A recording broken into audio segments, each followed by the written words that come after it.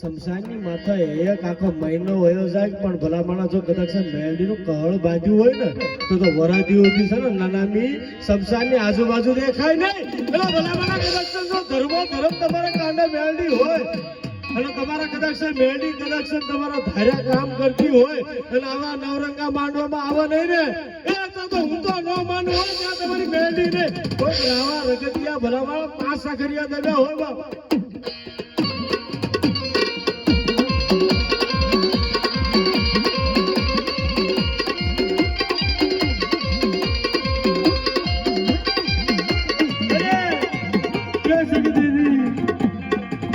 બેસડીની વાત સાંભળી હોય ને તો કોઈને ખબર હોય જેથી કહે છે કે વાદી આવે ને ગામમાં તેથી મેલડીને લઈને પુનડી અને પેચીઓ ભાગી નીકળ્યા હતા હો. એમ તમારી દેવીને લઈને ભાગી નીકળશો નહીં બાપ. કદાચ ખરેખર તમારી દેવીમાં તાકાત હોય